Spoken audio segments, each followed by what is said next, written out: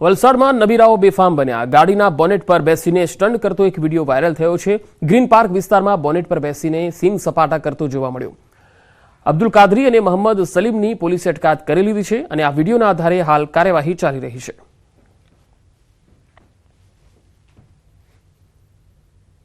તો મહેસાણાના ઊંઝાના વેપારીઓએ દુકાનો બંધ રાખીને વિરોધ નોંધાવ્યો। બસ સ્ટેશન પાસે આવેલ ચીમનભાઈ માર્કેટના વેપારીઓએ વિરોધ કર્યો હતો।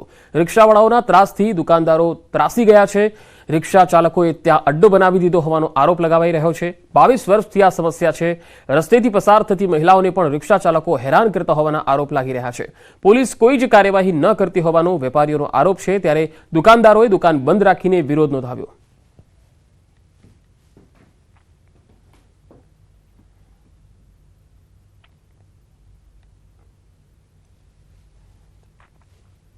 દુકાનો જે આવેલી છે બરોબર, અને અમારા આજે પગદંડી માણસો આવતા હોય જતા હોય, બેન દીકરીઓ નીકળતી હોય તો એને રસ્તા રિક્ષાવાળા રોકે છે। છેલ્લા 22 વર્ષથી અમે આ તકલીફ વેઠીએ છીએ। પોલીસ ખાતાને અમે 2 થી 3 વખત જાણ કરેલી છે। આ 2 થી 3 વખત અરજી પોલીસમાં આપી છે બરાબર, તો સુધા પોલીસ પીઆઈ સાહેબે કોઈ વાત કરી નહીં, કોઈ રજૂઆત કરી નથી। અહીંયા ટ્રાન્સપોર્ટની હડતાળ પડતા ભાવનગરમાં ડુંગળી લાવવા ઉપર યાર્ડના સંચાલકોએ પ્રતિબંધ મૂક્યો છે।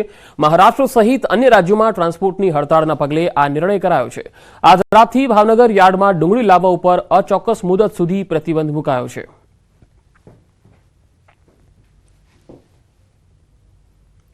સુરતના કામરેજમાં શિક્ષકોએ સરકાર સામે મોરચો માંડ્યો। કામરેજ ખાતે દક્ષિણ ઝોનના 7 જિલ્લાના શિક્ષકો જૂના પેન્શન યોજનાને શરૂ કરવાની માંગ સાથે ભેગા થયા। કામરેજ દાદા ભગવાન હોલમાં દક્ષિણ ઝોનના સુરત, ભરૂચ, તાપી, નર્મદા, નવસારી, ડાંગ અને વલસાડના શિક્ષકો કામરેજ ખાતે એકત્ર થયા। જૂની પેન્શન યોજનાને લઈ કામરેજ ખાતે ધરણા કાર્યક્રમ યોજાયો। કામરેજ ખાતે દક્ષિણ ઝોનની શિક્ષકોની મીટિંગ મળી, જેમાં ગુજરાત રાજ્ય કર્મચારી સંયુક્ત મોરચાનો ટેકો પણ છે, જેમાં તલાટી, આરોગ્ય કર્મચારી સહિતના કર્મચારીઓ મોટી સંખ્યામાં જોડાયા। મંચ પરથી શિક્ષણ સંઘના આગેવાનોએ હુંકાર કર્યો કે જૂની પેન્શન યોજના અમલ કરે, નહીં તો આવનાર સમયમાં દક્ષિણ ઝોન, ઉત્તર ઝોન, મધ્ય ઝોન અને સૌરાષ્ટ્ર ઝોનમાં 4 દિવસ ધરણા કાર્યક્રમ યોજાશે।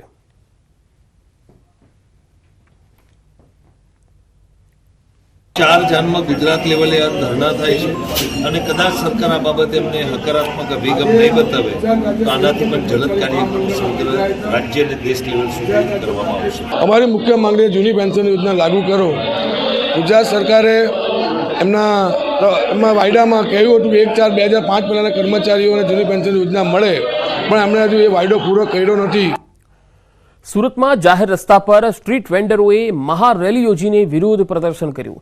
એસએમસી દ્વારા રોડ પરના દબાણો દૂર કરવામાં આવ્યા। શહેરભરમાંથી લારી અને પાથરણાઓ હટાવી લેવાયા। મહાનગરપાલિકાની કામગીરી સામે સ્ટ્રીટ વેન્ડરોમાં રોષ વ્યાપ્યો છે। વેપાર ધંધો નહીં હોવાથી રોડ પર વિરોધ કરવામાં આવ્યો। વેપાર કરવા માટે પાલિકા અલગ જગ્યા ફાળવી આપે એવી પણ માગણી કરાઈ। આગામી સમયમાં પાલિકા જગ્યા નહીં ફાળવે તો આંદોલનને ઉગ્ર બનાવવાની ચીમકી મનપા તાત્કાલિક કોઈ નિર્ણય લે તેવી પણ માગણી કરી છે। હજારોની સંખ્યામાં રેલી સ્વરૂપે આંદોલનનો પ્રારંભ થયો। આ મહારેલી ચોક કિલ્લાથી પ્રસ્થાન કરી અને એસએમસી કચેરી જવા માટે રવાના થઈ હતી।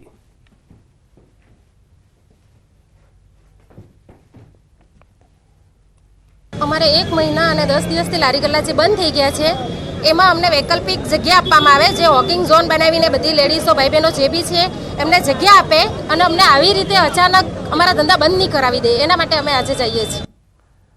આગળ વધુ સમાચારો પર નજર કરીશું, હાલ રોકાઈશું એક બ્રેક માટે।